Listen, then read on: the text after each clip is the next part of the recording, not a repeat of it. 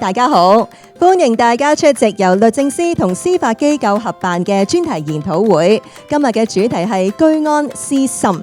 社區係我哋日常生活嘅重要核心。滲水等滋擾問題唔單止影響居住環境，仲可能會破壞鄰里和諧。由於問題影響嘅範圍好廣泛啦，爭議雙方往往容易俾情緒牽住走，難以理性溝通。調解正係化解滲水糾紛嘅有效良方。早於2007年呢，司法機構就成立咗調解工作小組，因為我哋見到有唔少嘅市民啦，都因為一啲可能漏水嘅問題啦、管理費嘅爭議啦等等，訴諸法庭，不但勞民傷財，而且咧仲影響鄰里之間好多嘅關係。所以我哋就喺林文瀚法官嘅帶領下咧，於2008年喺土地審裁處咧就開辦咗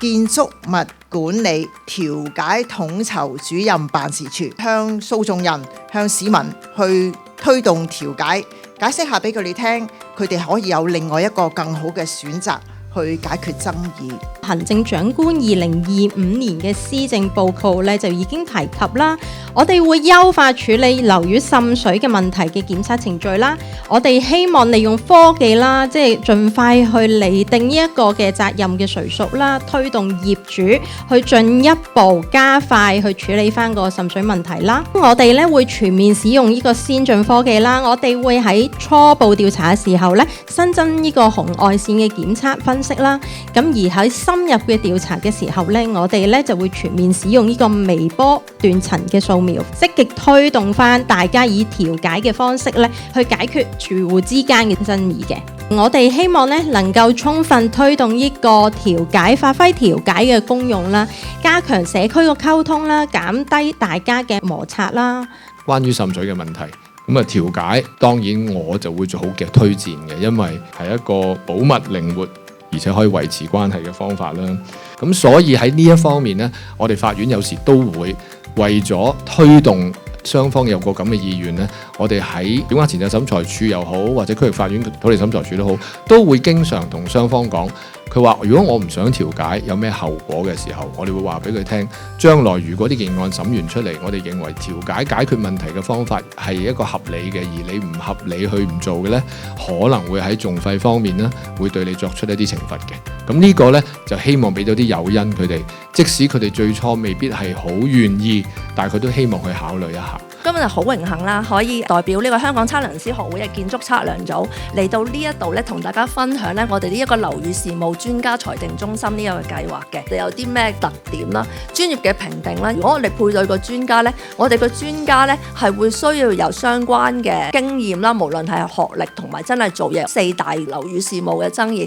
第一當然係滲水啦，跟住第二亦都有裝修工程同埋樓宇維修同埋保養工程啦，第四就係關於一啲違例工程，我哋都希望可以有一個咁嘅平台，提供到一啲快捷啲、便捷啲嘅解決方法咯。測量師學會喺呢一度呢，係提供一個平台去配對嘅啫。我哋已經配對咗一個專家俾爭議各方嘅話呢，咁就會由爭議各方同個專家自己去討論嗰啲收費啦，同埋嗰啲合約嘅。咁但係如果譬如真係唔好彩啦，我覺得做完之後覺得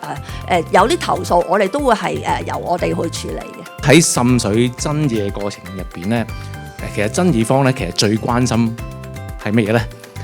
咁啊，首先就係有冇滲水啦。其實咧，佢哋好想知道咧個滲水嘅源頭咧，其實究竟係邊度？咁同埋咧，究竟嗰啲水喺邊度嚟？同埋我哋點樣去維修翻佢咧？咁同埋當然啦，個責任究竟係邊個去負責啊？咁樣，我哋專家裁定嘅價值咧，其實正正就係希望咧，用一個獨立、專業同埋有系統嘅方法咧，去協助爭議方去解決呢個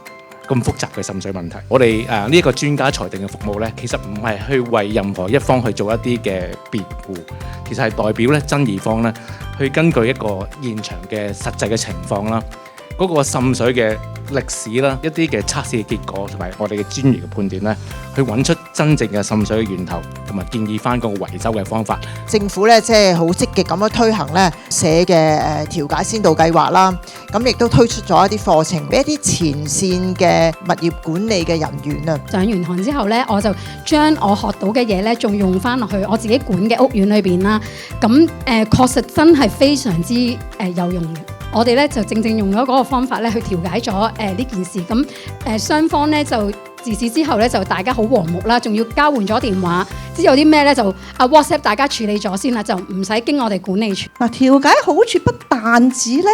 係話俾你哋以和為貴，可以慳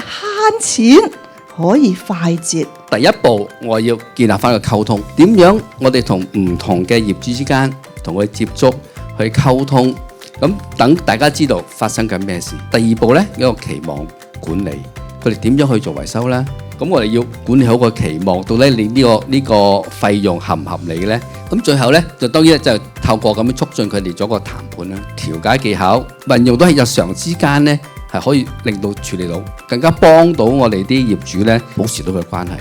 調解係一種有效嘅解決方法，非常值得我哋去推廣。土地審裁處喺2009年發出指示 LTPD BM Number 1/2009，